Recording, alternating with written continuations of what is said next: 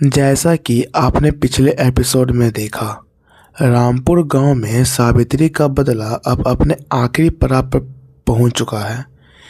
3 लोग मर चुके हैं और दीवार पर खून से लिखा था, एक बाकी है। महेश अपने पिता को खो चुका है और अब उसे लग रहा है कि अगला शिकार वह खुद है। लेकिन इस बार गांव ने फैसला किया कि डर कर मरने के बजाय वो इस बुरी आत्मा का सामना करेंगे और इसके लिए बुलाया गया है एक तांत्रिक को।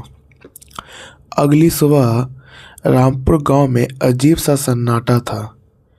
कोई घर से बाहर नहीं निकल रहा था। बच्चे भी रो रहे थे और औरतें भी मंदिर में प्रार्थना कर रही थी। हर किसी के मन में बस एक ही डर था, आज रात कौन मरेगा। महेश गांव के चौक पर खड़ा था। उसकी आंखें में नींद नहीं थी, सिर्फ डर और गुस्सा था। तभी दूर से घंटी की आवाज़ आई। धीरे धीरे एक आदमी गांव की तरफ बढ़ रहा था। काले कपड़े, गले में रुद्राक्ष की माला, हाथों में त्रिशूल लेकर। उसके माथे पर भस्म भी लगी थी और उसकी आंखें ऐसी लग रही थी जैसे वह सब कुछ देख सकता हो। वह था तांत्रिक भैरवनाथ।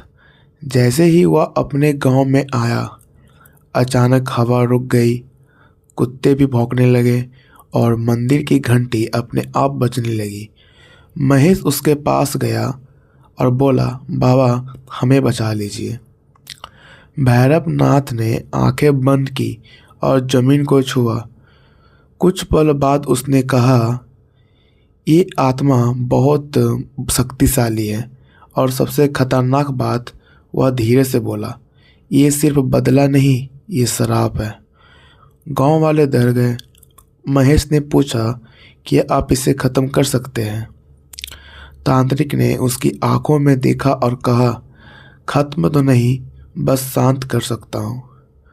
तांत्रिक ने महेश को अलग ले जाकर कहा, सावित्री का आत्मा बेचैन है क्योंकि उसकी मौत सिर्फ अन्याय नहीं थी, उसे धोखा दिया गया था।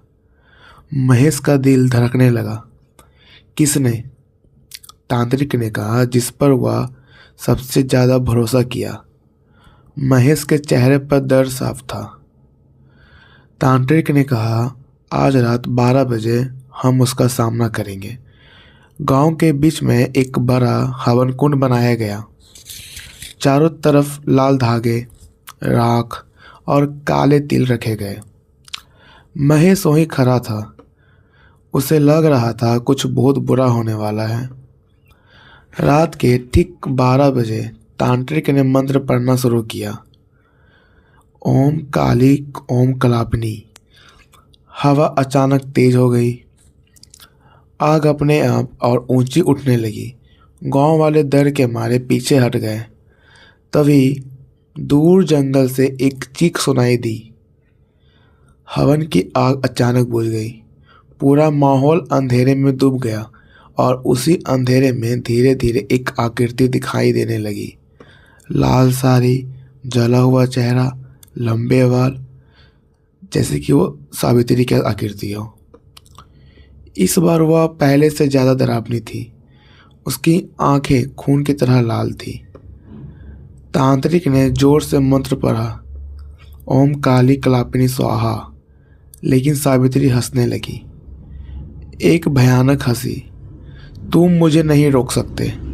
अचानक उसने हाथ उठाया और तांत्रिक हवा में उछलकर दूर जा गिरा। गांव में अफरा तफरी मच गई। लोग भागने लगे। महेश तांत्रिक के पास भागा, बाबा कुछ कीजिए। तांत्रिक ने धीरे से आंखें खोली और कहा, अब समझ गया, सावित्री किसी को ढूंढ रही है। महेश घबरा गया, बोला, बाबा किसे? तांत्रिक ने धीरे से कहा, जिसने उसे धोखा दिया। तभी सावित्री की नज़र सीधे महेश पर पड़ी। उसकी आंखें और लाल हो गई। वह धीरे धीरे महेश की तरफ बढ़ने लगी। महेश पीछे हटने लगा। उसकी सांसें तेज हो गई। क्या महेश ही वो इंसान है जिसने सावित्री को धोखा दिया था, या सच अभी भी छुपा हुआ है? सच जानने के लिए हमारे चैनल को सब्सक्राइब करें